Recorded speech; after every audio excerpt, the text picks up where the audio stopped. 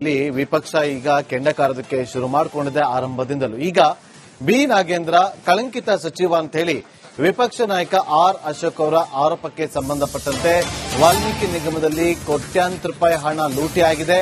ನಾಗೇಂದ್ರ ದೆಹಲಿಗೆ ಹೋಗಿ ಬಂದಿದ್ದಾರೆ. ಕೋರ್ಟ್ ಷರತ್ತನ್ನು ಧಿಕ್ಕರಿಸಿ ದೆಹಲಿ ಯಾತ್ರೆಯನ್ನ ಮಾಡಿದ್ದಾರೆ ಅಂತೇಳಿ ತೀವ್ರ ಆಕ್ರೋಶವನ್ನ ವ್ಯಕ್ತಪಡಿಸಿದ್ದಾರೆ. ಕ್ಯಾಬಿನೆಟ್ನಿಂದ ನಾಗೇಂದ್ರ ಅವರನ್ನ ಕೈ ಬಿಡಬೇಕು, ಬೆದರಿಕೆ ಹಾಕಿ ಸಚಿವ ಸ್ಥಾನ ಪಡೆದುಕೊಂಡಿದ್ದಾರೆ ಅಂತೇಳಿ ಬಿ ನಾಗೇಂದ್ರ ವಿಚಾರದಲ್ಲಿ ಹೋರಾಟ ಮಾಡ್ತೀವಿ ಅಂತೇಳಿ ಬಿಜೆಪಿ ಜೆಡಿಎಸ್ ಜಂಟಿಯಾಗಿ ಹೋರಾಟ ಮಾಡ್ತೀವಿ ಅಂತೇಳಿ ವಿಪಕ್ಷ ನಾಯಕ ಆರ್ ಅಶೋಕ್ ಅವರು ಹೇಳಿಕೆಯನ್ನ ಕೊಟ್ಟಿದ್ದಾರೆ.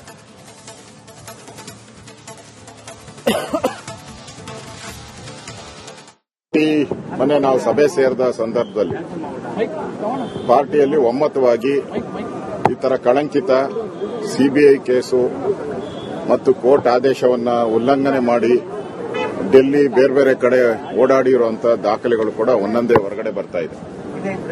ಸೊ ಕೋರ್ಟ್ ಆದೇಶನೂ ಉಲ್ಲಂಘನೆ ಮಾಡಿ ಮತ್ತೆ 187 ಕೋಟಿ ಜನರ ಬಡವರ ದುಡ್ಡನ್ನ, ಎಸ್ಟಿಗಳ ದುಡ್ಡನ್ನ, ದಲಿತರ ದುಡ್ಡನ್ನ ತಿಂದಿರುವಂತವರು, ದಲಿತರ ಅಮೌಂಟ್ ತಿಂದಿರುವಂತವರು ಯಾವುದೇ ಕಾರಣಕ್ಕೂ ಕ್ಯಾಬಿನೆಟ್ ಅಲ್ಲಿ ಇರೋಕೆ ಯೋಗ್ಯತೆ ಇರಲ್ಲ.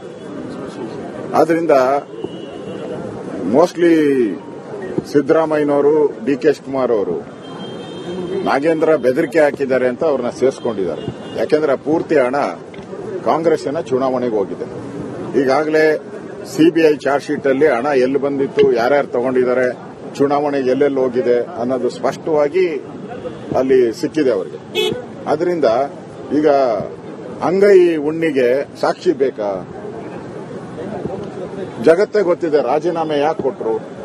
ಈಗ ಈಶ್ವರಪ್ಪ ರಾಜೀನಾಮೆ ಕೊಟ್ರು, ನಾವೇನೋ ತಗೊಂಡ್ರೆ ಅವ್ರನ್ನ. ಹಾಗೆ ಈಗ ಕಳಂಕಿತರನ್ನ ನೀವು ಕ್ಯಾಬಿನೆಟ್ಗೆ ತಗೊಂಡ್ರೆ ಎಲ್ಲರೂ ಕಳಂಕಿತ, ಇಡೀ ಕ್ಯಾಬಿನೆಟ್ ಕಳಂಕಿತ ಆಗ್ತದೆ. ಪೇಮೆಂಟ್ ಎಲ್ಲ ಪೇಮೆಂಟ್ ಕೊಟ್ಟು ಬಂದಿರುವಂತದ್ದು ಅಂತ ಜಗಜ್ಜಾಹಿರಾತ. ಆದ್ರಿಂದ ಈ ನಾಗೇಂದ್ರ ವಿಚಾರ ಈಗಾಗಲೇ ಪಾರ್ಟಿಯಲ್ಲಿ ದೊಡ್ಡ ಮಟ್ಟದ ಚರ್ಚೆ ಆಗಿದೆ. ಈಗಾಗಲೇ ನಮ್ಮ ರಾಜ್ಯದ ಅಧ್ಯಕ್ಷರು ಕೂಡ ಅದರ ಬಗ್ಗೆ ಹೇಳಿಕೆಯನ್ನ ಮಾಡಿದ್ದಾರೆ ಮತ್ತು ಇಡೀ ರಾಜ್ಯದಲ್ಲಿ ಇದರ ಬಗ್ಗೆ ಹೋರಾಟ ಕೂಡ ನಡೀತಾ ಇದೆ, ದೊಡ್ಡ ಹೋರಾಟ.